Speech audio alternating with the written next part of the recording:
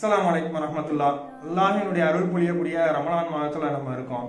அல்லாஹ் தனது திருக்குரான்ல 28வது அத்தியாயம் சூரா அல் கசஸ்ல 24வது வசனத்துல அல்லாஹ் பேசுறான்.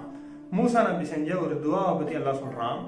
அந்த துவா என்ன அப்படின்னா, ரப்பி இன்னி லிமா அன்சல்த மின் ஹைரின் ஃபகீர்.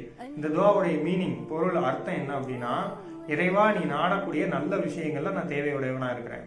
நல்ல விஷயங்கள்னா எல்லாமே தான். ஒரு நல்ல வேலை, நல்ல இருக்கிறதுக்கு இருப்பிடம், நல்ல வாழ்க்கை துணை, எல்லா விஷயத்துக்குமே நான் தேவையுடையவனா இருக்கேன் அப்படின்னு சொல்லி மூசா நபி துவா செஞ்சதை அல்லாஹ் சொல்றான். மூசா நபியுடைய சூழ்நிலை இந்த துவா செய்யும் பொழுது எப்படி இருந்துச்சு அப்படின்னு சொன்னா, ஒரு ஊர்ல இருந்து வந்துட்டாங்க. அடுத்து என்ன பண்றதுன்னு தெரியல. அதாவது அந்த ஊர்ல இருக்க முடியாத ஒரு சூழ்நிலை ஏற்படுது. அதற்கு பின்னாடி அந்த ஊர்ல இருந்து வெளியே வந்துடுறாங்க.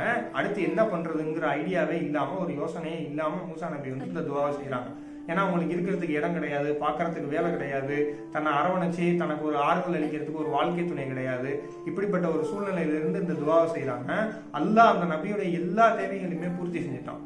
அப்படிப்பட்ட ஒரு துவாவை வந்து அல்லாஹ் நமக்கு குர்ஆன்ல சொல்றான். அப்போ நம்ம இதை ஒரு படிப்பனையா எடுத்துக்கிட்டு நம்ம வாழ்க்கையில ஏற்படக்கூடிய தேவைகளை கருத்துல கொண்டு இந்த துவாவை அதிகமா நம்மளுடைய வாழ்க்கையில செய்யக்கூடிய மனிதர்களா நம்ம இருக்கணும். நம்ம இந்த துவா எதுக்கெல்லாம் செய்யலாம்னா எல்லாத்துக்குமே செய்யலாம்.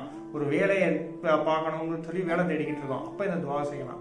நல்ல வருமானத்துக்காக இந்த துவாவை செய்யலாம். ஒரு நல்ல வீடு வேணும், நல்ல இருப்பிடம் வேணும், நல்ல என்ன சொல்றது, ஒரு தரமான வீடு வேணும் அப்படிங்கிறதுக்கு இந்த துவாவை செய்யலாம். ஒரு அழகிய வாழ்க்கை துணை வேணும், நல்ல வாழ்க்கை துணை வேணும், தேடிக்கிட்டு இருக்கிறோம் அப்படிங்கிற பட்சத்துலேயே இந்த துவாவை செய்யலாம். இந்த துவாவை நம்மளுடைய தேவைகளுக்காக அதிகமாக செய்யக்கூடிய நல்ல மனிதர்களா அல்லாஹ் வந்து என்னையும் உங்களையும் ஆக்குவானா என்று கூறி இந்த காணொலியை முடிச்சுக்கிறேன். அஸ்ஸலாமு அலைக்கும் வரஹ்மத்துல்லாஹி வரகாத்துஹு.